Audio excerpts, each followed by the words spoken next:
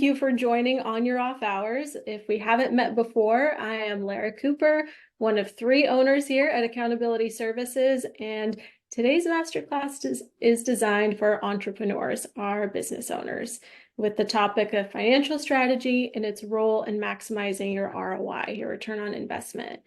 And we have a very special guest, a Forbes Top 200 CPA and my business partner, Ernie Villany. So Ernie, you're clearly one of our and America's favorite CPAs. Can you tell me about your journey from tax specialist to strategic advisor?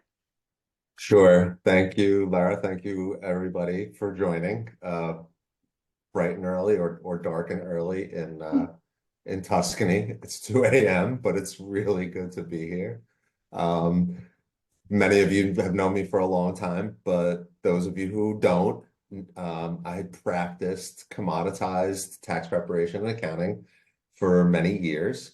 And several years ago, just found myself needing to evolve by prioritizing a more strategic approach for our clients.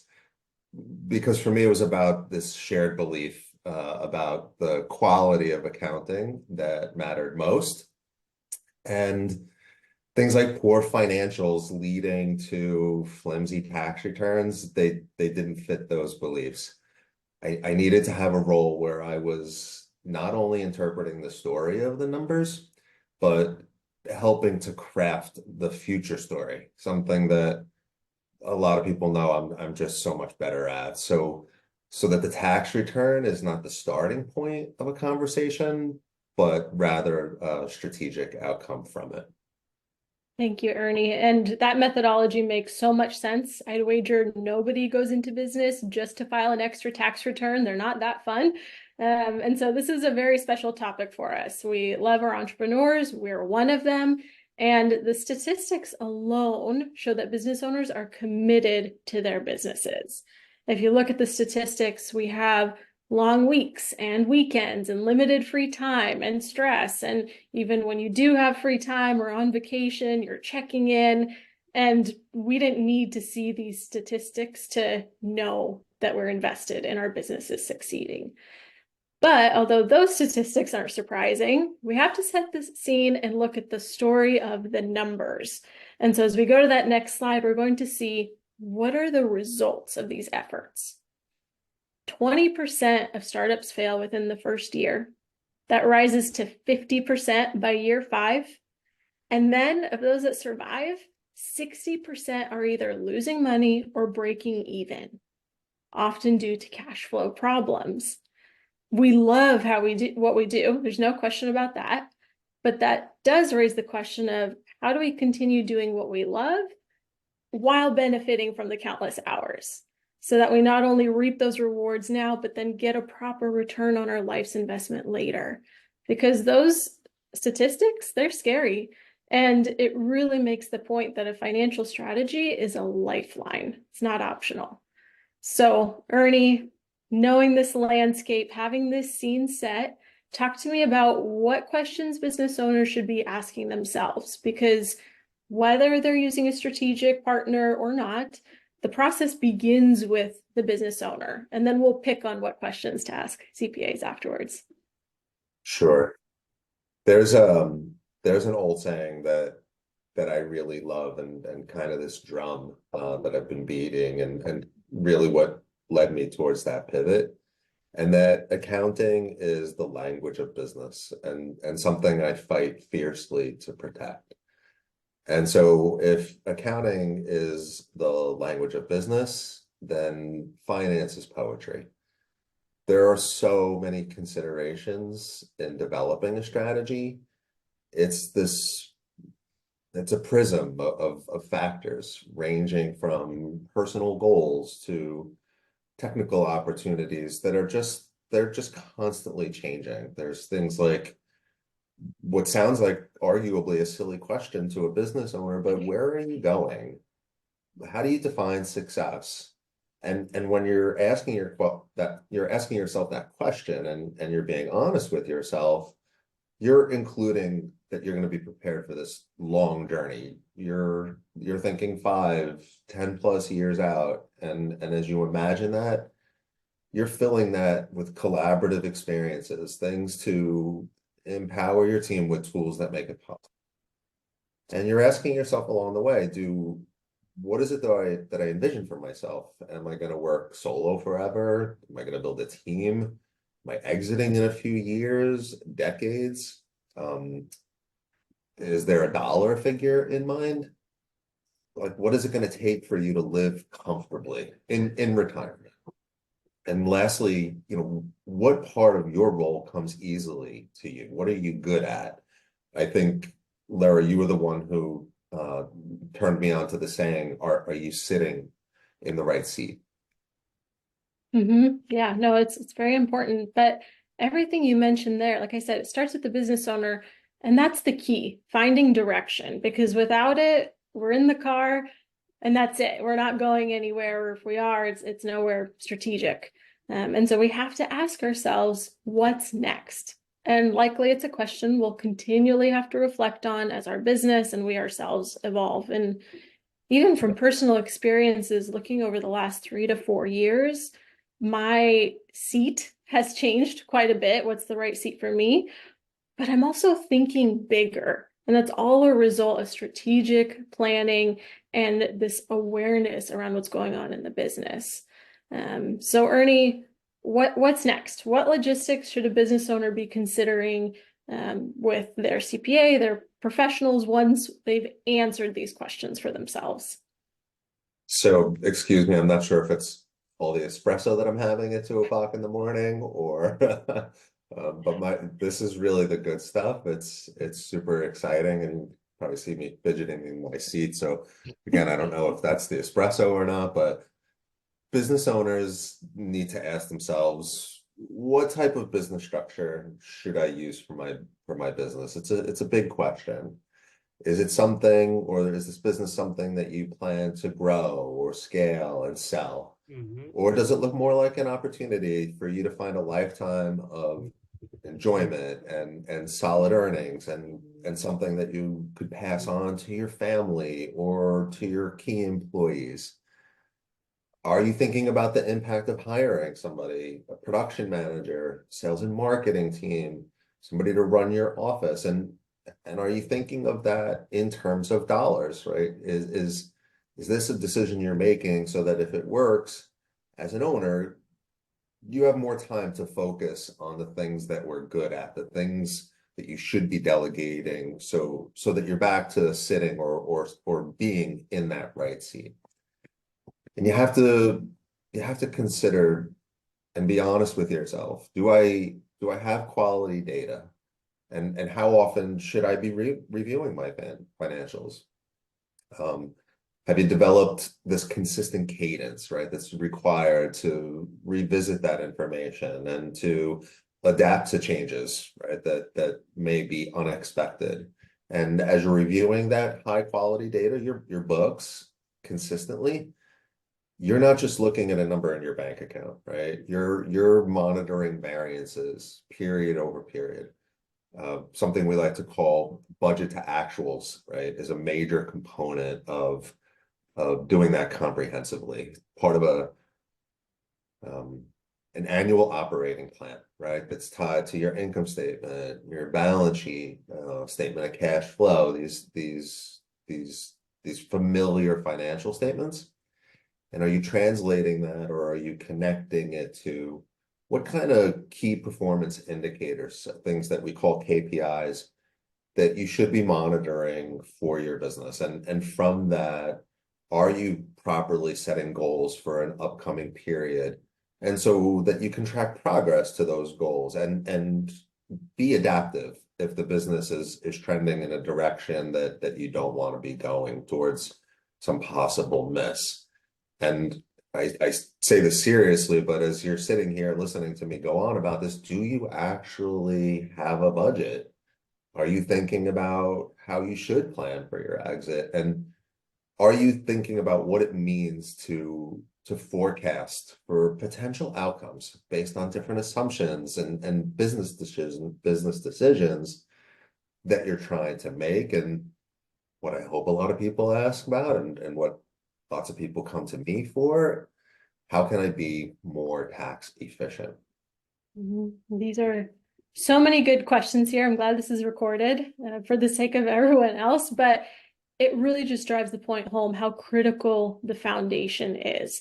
I know from experience, there's some tax efficiencies only available in the startup phases. And so it's best to put our investor hats on early on so we can really maximize the impact of our business from the very beginning. There is no wonder that this is a full-time job in and of itself, because being a business owner is not for the faint of heart. And not to mention, not everyone here is a serial entrepreneur. So often our one business is our one life investment. That's our legacy or our retirement plan. So in true form, what's next? What does one do with all this information once we have answers to these questions and the foundation?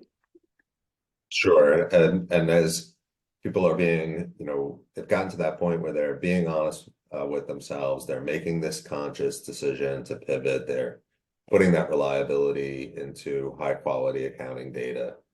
What they're looking for and what they need is something that, a function that helps them manage, understand and interpret their financial information to be used for their strategic decision making and problem solving.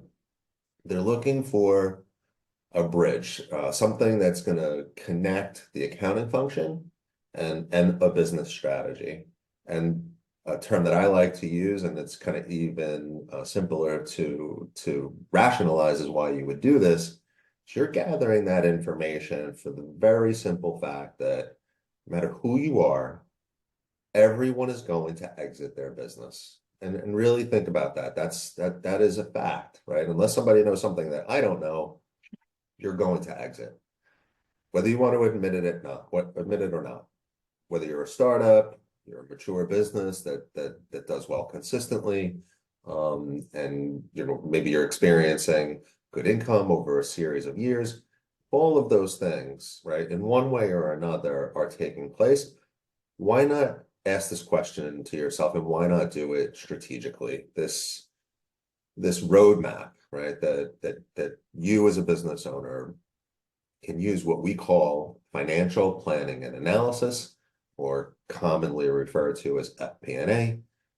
It becomes crucial to helping you make data-driven decisions to improve quality, profitability, planning for your future, things of that nature. And when you have this visibility over cash flow and you're making well-informed decisions, whether it's used to scale and grow your business, or it's leaving you better prepared to face unexpected headwinds, for lack of a better word, or on a positive side, empowering you and making you more confident that you can jump on an opportunity.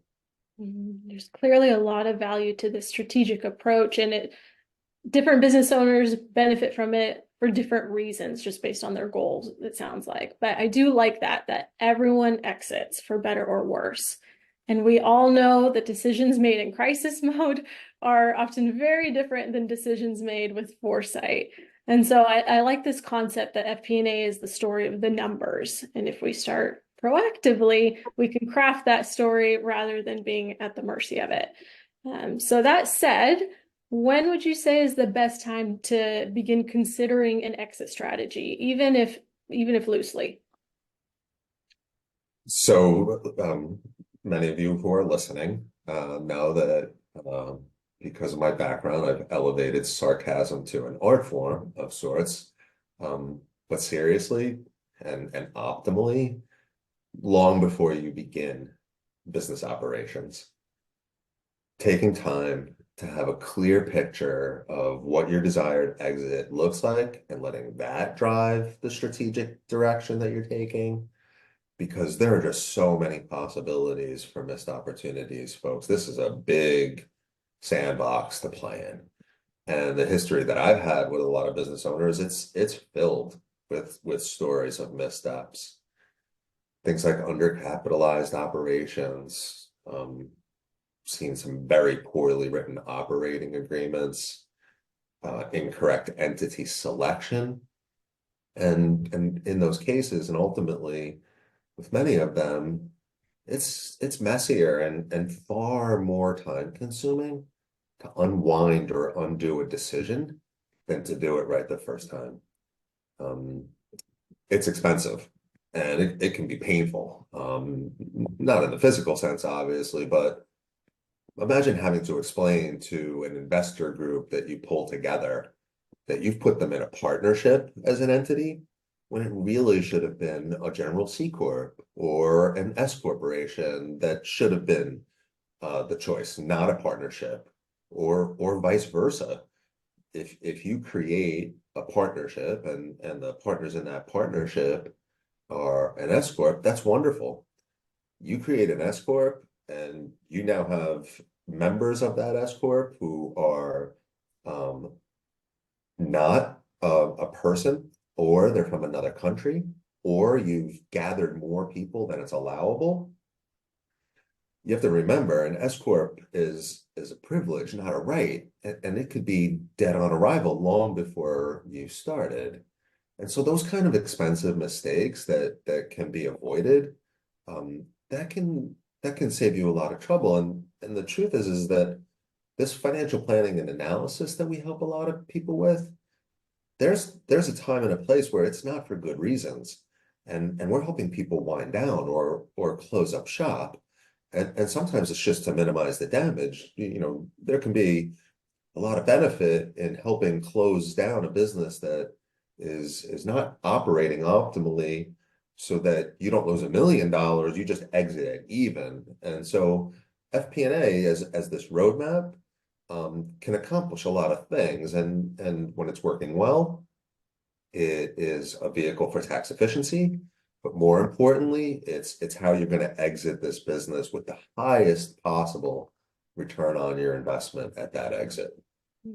Yeah, I appreciate that range of who FP&A supports, because it could be those really looking to scale to that M&A point.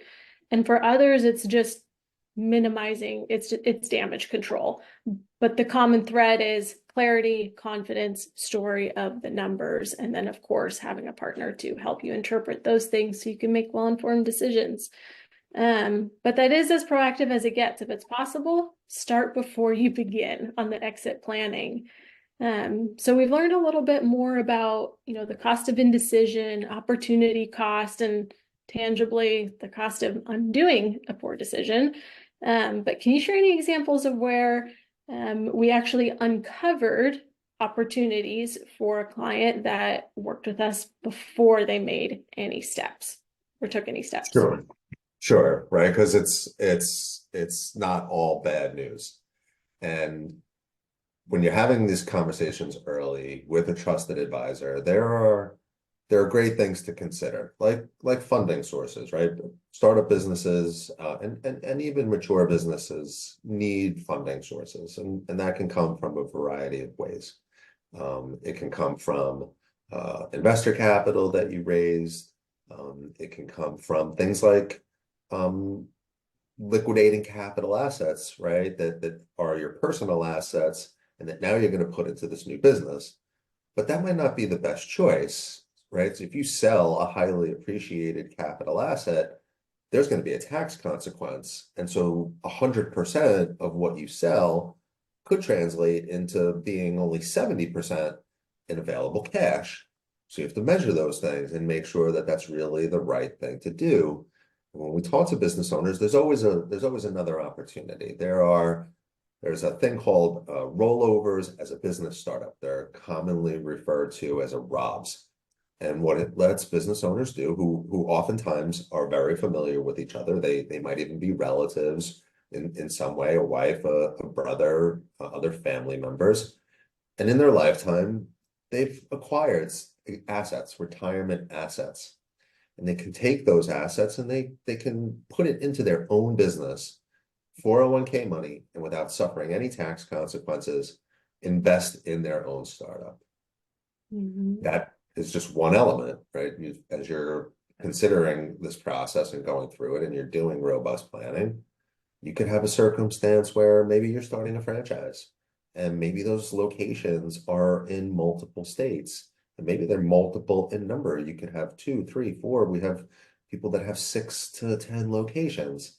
And you want really good structure, right? You want to have a circumstance where in the future, location X is really performing well, or possibly not performing well. You want to peel it off without it being disruptive to the larger family of locations and franchises.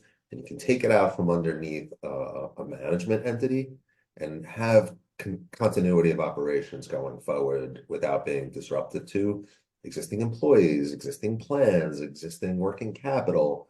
And those are just two really good examples of what thinking this through looks like.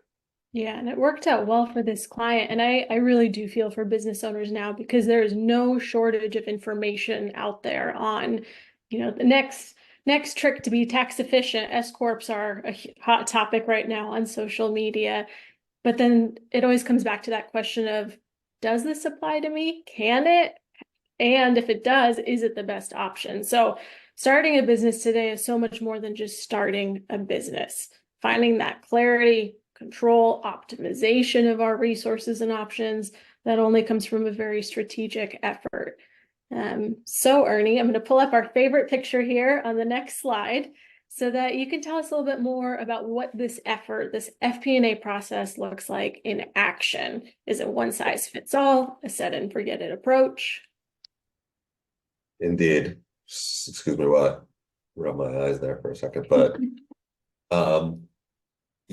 as I look at this, Lara, I think this is the thing that really jumped off the page when you and Dave and I met, and when we really identified what are that shared purpose, right? That we had, that this is also where the magic is. And it's easy to understand, as you can all see.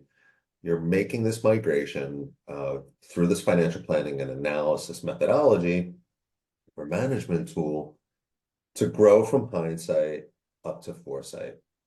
And the bottom two on the rung, and you can see that X is value and Y is complexity. Descriptive is what a lot of people are familiar with. What happened, right? Your garden variety P&L really is descriptive. From top to bottom, we help business owners say, well, here's your gross revenue, here's your operating expenses, and here's your net. Great, that's what happened. If a business owner wants to ask, deeper questions, we move a little bit further up the chain, and now we're diagnosing things. And to give a good example of that, comparative financial statements. We might do month over month or quarter over quarter, year after year. And you can see variances, and then you can start to target, well, why did it happen? Is this a factor of inflation? Were there rising food costs in the restaurant that I own? Rising salaries in any business? Why did these things happen? All still very much in the rearview mirror, and very good for delivering that compliance type of relationship, a good tax return, and maybe a financial statement that you could submit to a bank or a lender or somebody's interested in your business. But as a business owner who's really trying to make something happen for themselves, you start to shift into insight and predictive analytics. That's that first part. What can happen? We talk to people about best case scenario, worst case scenario, status quo. Also valuable, but not the mountaintop. And that's foresight, right? That's that really looking forward part where you're now talking about prescriptive analytics and what should be done.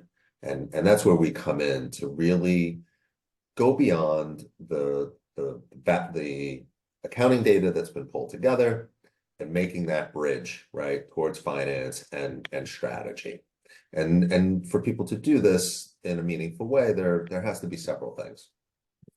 So you have to clearly understand what your goals are, right? You have to be able to decide what a successful exit looks like to you and start working backwards from there.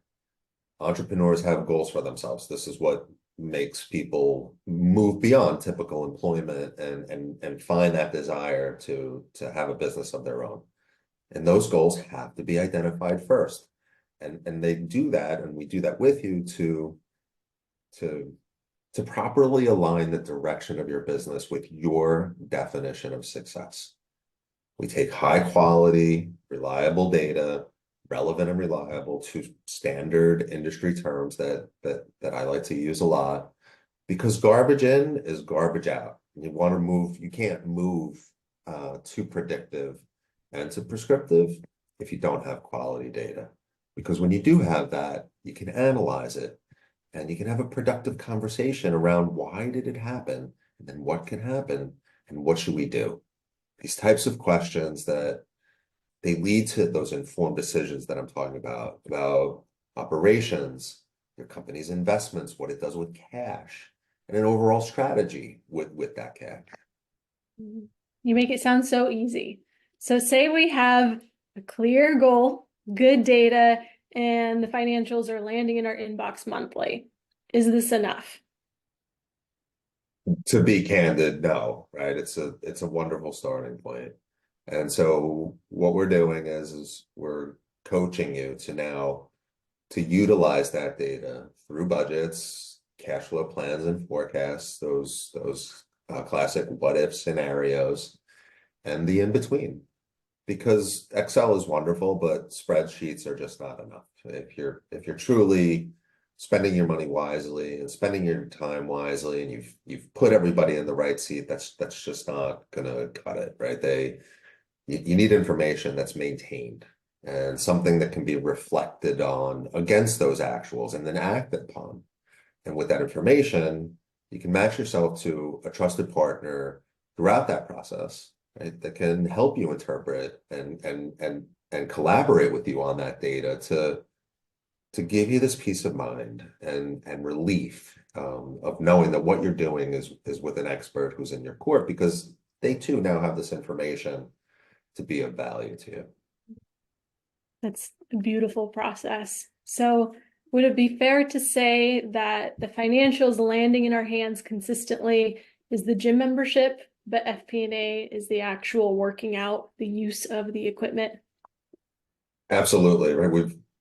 We've all been there. You're looking to change your body composition, and you join a gym, and the next thing you know, you've got 6 months of credit card statements for the monthly fee, and you haven't gone once. Because what you are not doing, right, is you haven't adapted a lifestyle, and working on your business strategically, it is a lifestyle. You can't change your company's body composition, or right, or the analogy, you can't change your body composition by going to the gym 8 hours a day for like 2 weeks straight. That's not going to do it. It might feel good for you in the near term until you're sore and you blow out a knee, but data alone is only going to provide the value of that minimum, that core minimum, those compliance needs, that filing of a tax return. Makes sense. That's a great analogy. So can you share some client highlights of those that have put the FP&A routine to use, how they've succeeded because of it? Definitely. This, Lera, we hear this a lot, right? And the answer is this is not necessarily about your business's size or shape or its age, where it is in its journey. It's a mindset. And so the smallest of businesses up to the largest of businesses have to adapt or embrace a particular mindset, that this is not something that's just for heavyweights, right? People might feel like this is just not for me. My business is not a good fit for this. And big businesses are going to do this. Sophisticated business owners is going to do this. Somebody who's generating mountains of profit. But that's what makes this so great. We are leading businesses of all shapes and sizes through this process. And we have this tremendous privilege of working with clients that can be a bootstrap family business. They can be a super creative. They've developed a killer intellectual property startup with no revenue. We have wonderful examples of small but established dental and medical practices who are doing well, but they're eager to add a new location, add a new line of business. And what they're focusing on is building that classic post-tax net worth. It goes from there, and it doesn't make these organizations any better, but it can be large companies, large e-commerce businesses who might be working with an investment bank, leading them down some kind of M&A path, right? That's going to help them sell their company for, hopefully, fingers crossed, tens of millions of dollars. And that's the prescriptive decision making that they need. And so the ranges can be extraordinary, but it always comes back to that common thread, right? That mindset. They are all sharing the same belief that those historical financial statements and this annual tax return are not going to help them achieve their goals. It's just going to meet good corporate governance and good corporate compliance. And so what they've done is they've embraced that effort, right? That they know is required to generate that again, my favorite term, relevant and reliable financial data, that valuable information from which everything is possible, but without it, quite clearly, nothing is possible. So there's something for a small business to relate to, right? We have people who might be quitting their jobs, and they might be starting some in-home straight out of their garage, and they want to do it right. They have a short amount of capital or a small amount of capital. They have a short time frame. They might be committing to just a year to do this. All the way up to these larger organizations that we work with that are on the brink of selling their business or merging into the larger one. This is the range that we're accustomed to. And any one of these examples that I can share with you, it really begins where the client was, where he might have underestimated what the needs were going to be, that amount of effort that I talked about, the extent of the journey, the mindset that they were going to have to adopt, and some pain that they started experiencing along the way. They show up in a meeting with us, and their financial statements are just they're not relevant or reliable. And we start to apply this FP&A approach and this methodology, and we've just watched them grow. And those are the good ones. And as I've mentioned, we've also helped people avoid a lot more pain that could be coming their way. Again, not all business opportunities work out, and it's not a bad thing. Getting ahead of it, being honest with yourself, and dealing with it in a healthy way is important. And under any of those circumstances, we take this exploratory approach with them. As I mentioned, there's a common mindset, but no two businesses or their owners are alike. And like you said, Lara, nobody goes into business just because they want to file a tax return. That's like not doing it. And that may change over time, but with that clearly established financial planning and analysis or FP&A approach, you and the advisors that you're working for, you're ready to pivot in a well-informed manner. You're not flying by the seat of your pants. You're not being reactive. And this is what we do. This is where we begin when we shift focus from those questions like what happened to what do I want to happen and how do I make it happen? Mm-hmm. Yeah, no, thank you for showing that range, because really our goal, we want to help people, and we want to help business owners get the most out of what they have. FP&A is the strategic way to do that. That's our solution. But the solution might look a little bit different for everyone. So, and it's fulfilling to be a part of it. And this just really reinforces for me that, so many people, so many entrepreneurs go into business because they're really good at what they do. And they forget that they now have to wear the hat of being a business owner too. Completely different skill set. We just barely scratched the surface today of the things to consider, the things that can go right, the things that can go wrong, the statistics we're working against. And so what would you tell, before we wrap up, what would you tell a fellow entrepreneur that's considering investing in a strategic plan? Because it is an investment of resources, both their time and their dollars. It's like you said, Lara. The entrepreneurs that we meet, they don't they don't quit their jobs. They don't take on tremendous risks. They don't have challenging conversations with their loved ones so that they can do accounting work, right? Or so that they can focus, right? Something kind of emerged from within them. They've had this idea, right? Or they had this passion, um, and they're moving forward. And what you're deciding is what is succeeding in this thing that was nagging at you and that you decided to take this tremendous risk on. What is it worth to you? And you have to ask yourself that question, because you cannot let financial planning and analysis just be this expense on your profit and loss statement. It has to be an investment with a return on that investment, that classic ROI question.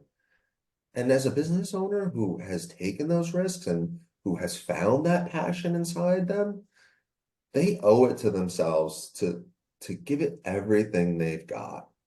As business owners and entrepreneurs, it's not uncommon to be spending 24 hours a day thinking about that business.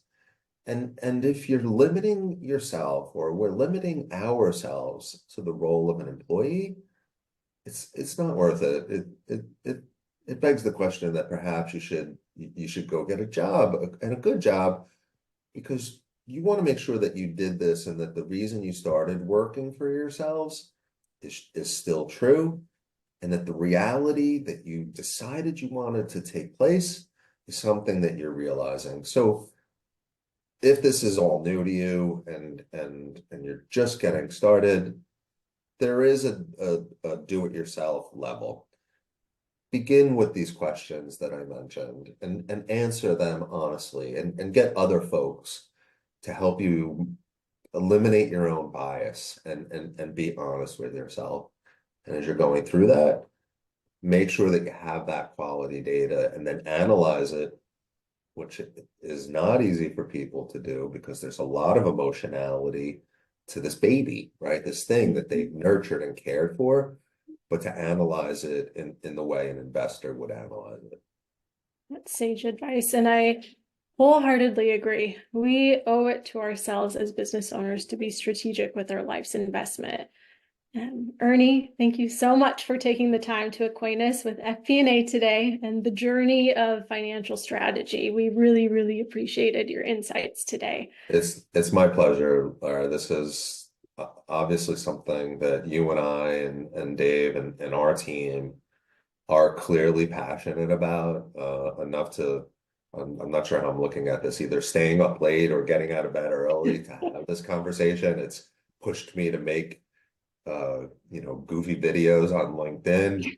And so I understand where the passion comes from, and I'm really grateful to everybody who joined us and who's listening to this conversation. Yeah, same. So on that note, right before we wrap up, I am going to turn my attention to our business owners, our audience. Whatever phase of business you're in now, I encourage you to take a few minutes, make a coffee date with yourself tomorrow, do it right after this session, and think through those questions. Even the first one, think through your goals for yourself, for your business, for the next year, 5 years, 10 years. What does success look like to you? Is it a dollar? Is it a schedule? And write it down. And to help you get started, I have 3 resources for you that I'm going to be sharing along with the recording of this webinar afterwards within the next couple of days. First one is a goal tracker for business owners that I created. This will help you identify and prioritize your goals, because we have so many initiatives going on as entrepreneurs, but we can only tackle so many things at once. So it helps us get that 30,000-foot view and really prioritize. Second, once those critical items are identified, we'll put you through this routine to lay the foundation of your strategic roadmap. We'll have you looking at the drivers and assumptions, the levers related to those priorities that you identified. And third, your third resource is me, Ernie, our team. Reach out at masterplan@accountabilityservices.com if you have any questions along the way as you're completing those first 2 things. And if you haven't already, take advantage of our 30-minute free discovery call. That's where we really begin diving into identifying a strategy that aligns with your goals. So take advantage of the resources. We're so glad that you are here today, and we cannot wait to talk to you soon. Arrivederci. Bye.